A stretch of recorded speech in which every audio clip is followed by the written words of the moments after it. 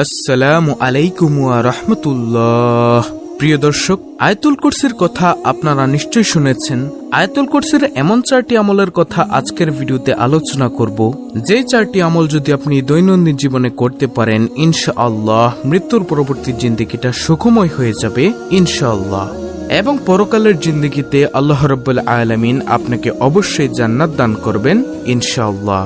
দর্শক, 60 থেকে 70 বছরের এই দুনিয়ার জীবনটা হচ্ছে ক্ষণস্থায়ী, পরকালীন জিন্দেগিটাই হচ্ছে আসল। তো প্রিয় দর্শক, আমি বিশ্বাস করি যে ব্যক্তি মৃত্যুর পরবর্তী জিন্দেগিতে জান্নাতে যেতে চায়, সে আজকে সম্পূর্ণ ভিডিওটি দেখে এখান থেকে পরবর্তীতে উক্ত আমলগুলো শিখে পরবর্তীতে সেও এই 5টি আমল সব সময় করবে ইনশাআল্লাহ। তাহলে চলুন কোনো কথা না বাড়িয়ে সম্পূর্ণ আলোচনায় প্রবেশ করা যাক। তো 1 নম্বর আমল হলো প্রত্যেক ফরজ সালাতের সালাম ফিরানোর সাথে সাথে আয়াতুল কুরসি পাঠ করা। আবু উমামা রাদিয়াল্লাহু তাআলা আনহু থেকে বর্ণিত, নবীজি সাল্লাল্লাহু আলাইহি ওয়াসাল্লাম বলেন, যে ব্যক্তি প্রত্যেক ফরজ সালাতের পর আয়াতুল কুরসি পাঠ করবে, সে ব্যক্তির জন্য তার মৃত্যু ছাড়া আর অন্য কোনো কিছু জান্নাতে প্রবেশের পথে বাধা হবে না। সুবহানাল্লাহ। দর্শক, এই হাদিসের ব্যাখ্যা এটাই যে ব্যক্তি প্রত্যেক সালাতের পর আয়াতুল কুরসি পাঠ করবে, সে ব্যক্তি অবশ্যই মৃত্যুর পর সাথে সাথেই জান্নাতে চলে যাবে ইনশাআল্লাহ। উবাই ইবনু কাব রাদিয়াল্লাহু তাআলা আনহু থেকে বর্ণিত, তিনি বলেন, রাসূলুল্লাহ সাল্লাল্লাহু আলাইহি ওয়াসাল্লাম বলেন, হে আবুল মনজির, তোমার কাছে আল্লাহর কিতাবের কোন আয়াতটি সবচেয়ে মর্যাদাপূর্ণ? তখন সেই সাহাবী বলেন, আল্লাহ তার রাসূল সাল্লাল্লাহু আলাইহি ওয়াসাল্লামই ভালো জানেন। তিনি আবার বলেন, অর্থাৎ নবীজি সাল্লাল্লাহু আলাইহি ওয়াসাল্লাম আবার বলেন, হে আবুল মনজির, তোমার কাছে আল্লাহর কিতাবের কোন আয়াতটি সবচেয়ে মর্যাদাপূর্ণ? তখন সেই সাহাবী বলল, আল্লাহু লা ইলাহা ইল্লা হুয়াল হাইয়ুল কাইয়্যুম, অর্থাৎ আয়াতুল কুরসির আয়াত। তখন নবী সাল্লাল্লাহু আলাইহি ওয়াসাল্লাম উক্ত সাহাবীর বুকে হালকা আঘাত করে বলেন, হে আবুল মনজির, তোমার এই জ্ঞানটুকু আনন্দদায়ক হোক। সুবহানাল্লাহ, তুমি সত্যি বলেছ, পবিত্র কুরআনুল কারীমের সবচেয়ে মর্যাদাপূর্ণ আয়াত হলো আয়াতুল কুরসি। আল্লাহু আকবার। প্রিয় দর্শক, আমরা এই আয়াতুল কুরসি শিখার চেষ্টা করব ইনশাআল্লাহ। আবু হুরায়রা রাদিয়াল্লাহু তাআলা আনহু থেকে বর্ণিত, তিনি বলেন, রাসূল সাল্লাল্লাহু আলাইহি ওয়াসাল্লাম বলেছেন, প্রতিটি বস্তুরই উঁচু চূড়া আছে, আর পবিত্র কুরআনুল কারীমের উঁচু চূড়া হলো সূরা আল বাকারা। এতে এমন একটি আয়াত আছে যা কুরআনুল কারীমের একেবারে শ্রেষ্ঠ একটি আয়াত, আর আয়াতুল কুরসি হলো সূরা বাকারার 255 নং আয়াত। প্রিয় দর্শক, এই আয়াতুল কুরসি যদি আপনি না পারেন, তাহলে আপনার চেয়ে হতভাগা এই পৃথিবীতে আর কেউ নেই। আজকের ভিডিও থেকে আমরা অবশ্যই আয়াতুল কুরসির এই আয়াতটি শেখার চেষ্টা করব এবং এই 4টি আমলকেও শেখার চেষ্টা করব ইনশাআল্লাহ। তারপরে 2 নম্বর আমল হলো আবু লায়লা রাদিয়াল্লাহু তাআলা আনহু থেকে বর্ণিত, তিনি বলেন, আমি নবী সাল্লাল্লাহু আলাইহি ওয়াসাল্লামের নিকট বসে থাকা অবস্থায় এক বেদুইন তার কাছে এসে বলল, আমার এক অসুস্থ ভাই আছে। তিনি বলেন, তোমার ভাই কি রোগে আক্রান্ত? সে লোকটি বলল, কোনো কিছুর কুপ্রভাব। তিনি বলেন, অর্থাৎ নবীজি বলেন, তুমি যাও এবং তাকে আমার কাছে নিয়ে আসো। তখন সে গিয়ে তার ভাইকে নিয়ে এলে তিনি তাকে নিজের সামনে বসান, অর্থাৎ নবীজি সাল্লাল্লাহু আলাইহি ওয়াসাল্লাম তাকে নিজের সামনে বসান। তখন আমি শুনতে পেলাম তিনি সূরা ফাতিহা, সূরা বাকারার প্রথম 4 আয়াত, মধ্যখানের 2 আয়াত, 163 ও 164 নং আয়াত, আয়াতুল কুরসি সূরাতুল বাকারার 255 নং আয়াত এবং সূরা বাকারার শেষ 3 আয়াত এবং সূরা আলে ইমরানের একটি আয়াত। তিনি বলেন, আমার মনে হয় 18 নং আয়াত পড়েছিল, এবং সূরা আরাফের 1 আয়াত, 54 নং আয়াত, সূরা মুমিনের 1 নং আয়াত, 117 নং আয়াত, সূরা জিনের 1 নম্বর আয়াত, 3 নং আয়াত, সূরা সাফাতের প্রথম 10 আয়াত ও সূরা হাশরের শেষ 3 আয়াত, 22, 23 ও 24 আয়াত, সূরা ইখলাস, সূরা ফালাক ও সূরা নাস পড়ে তাকে ফু দিলেন। তাতে বেদুইন এমন ভাবে সুস্থ হয়ে দাঁড়ালো যে তার আর কোনো রোগই অবশিষ্ট নেই। সুনানে ইবনে মাজাহ শরীফের হাদিস। প্রিয় দর্শক, আপনাদের মধ্যেও যদি কারো শরীরে কোনো কিছুর কুপ্রভাব থেকে থাকে, তাহলে উক্ত আমলটি করবেন ইনশাআল্লাহ। আল্লাহ তাআলা আপনাকে অবশ্যই এর উত্তম যাজাখায়ের কল্যাণ দান করবেন।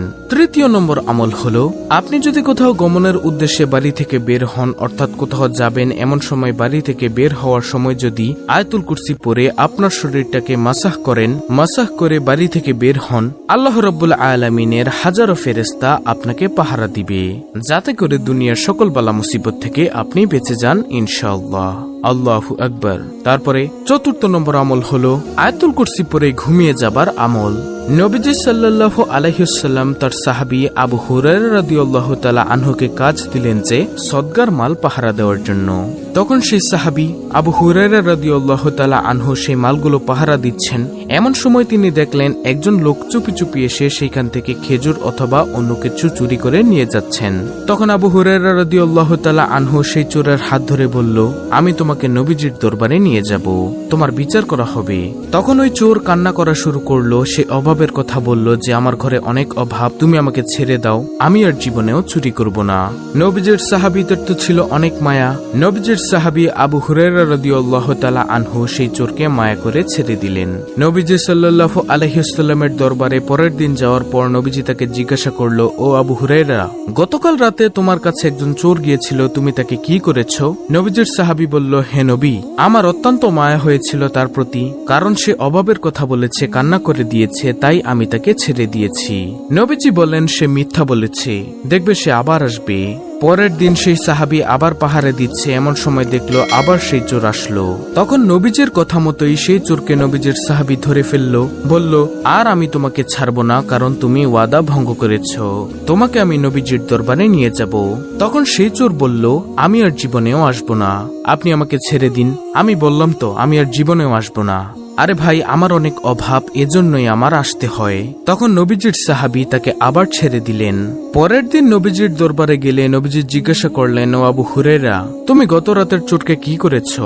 তখন নবীজির সাহাবী বলল, আমি তাকে আবারও ছেড়ে দিয়েছি, সে অভাবের কথা বলেছে, তাই মায়া হয়েছে, আমি তাকে ধরে রাখতে পারিনি, মায়ার কারণে আমি তাকে ছেড়ে দিয়েছি।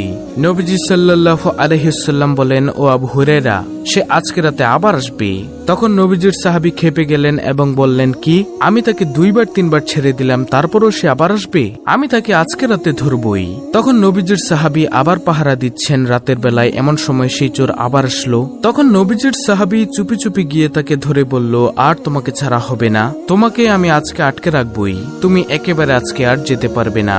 তখন নবীজির সাহাবীর ওই কথা শুনে চোর বলল, আমাকে তুমি ছাড়বে না, তুমি আমাকে ছেড়ে দাও, আমার অনেক অভাব। তখন সাহাবী বলেন, না, তোমাকে আমি ছাড়বো না। তখন সেই সাহাবীর কথা শুনে ওই চোর বলল, আমি তোমাকে একটি আমল শিখাবো, তুমি আমাকে ছেড়ে দাও। নবীজির সাহাবী বলল, কি সেই আমল? তখন সেই চোর বলল, কেউ যদি ঘুমানোর পূর্বে আয়াতুল কুরসি পাঠ করে ঘুমিয়ে যায়, তাহলে শয়তান ওই কর্তৃত্ব হারিয়ে ফেলে, শয়তান আর তাকে কোনো ডিস্টার্ব করতে পারবে না। তখন এই আমলটির কথা শুনে নবীজির সাহাবী তাকে ছেড়ে দিলেন। ওই চোর চলে গেল। এইবার নবীজির দরবারে আসলো আবু হুরায়রা রাদিয়াল্লাহু তাআলা আনহু। নবীজি জিজ্ঞাসা করলেন, ও আবু হুরায়রা, গত রাতেও তো চোর আবার এসেছিল, তুমি তাকে কি করেছো? তখন বলল, ও নবী, সে আমাকে একটি আমল শিখিয়েছে, যার কারণে আমি তাকে ছেড়ে দিয়েছি। নবীজি বললেন, কি সেই আমল? তখন নবীজির সাহাবী বলল, ওই আমল। সে বলল, যে ব্যক্তি আয়াতুল কুরসি পরে ঘুমিয়ে যায়, তাকে শয়তান কোনো ক্ষতি করতে পারে না। তখন নবীজি সাল্লাল্লাহু আলাইহি ওয়াসাল্লাম বলেন, ও আবু হুরায়রা, সে সত্যিই বলেছিল। আল্লাহু আকবার। অর্থাৎ কোনো ব্যক্তি রাতের বেলা আয়াতুল কুরসি পরে ঘুমিয়ে গেলে শয়তান তার কোনো ক্ষতি করতে পারে না। সুবহানাল্লাহ। প্রিয় দর্শক, আয়াতুল কুরসির যে 4টি আমলের কথা আমি ভিডিওর মধ্যে বলে দিয়েছি, সেগুলো আপনারা করবেন, ইনশাআল্লাহ আপনি উক্ত ফলাফল পেয়ে যাবেন।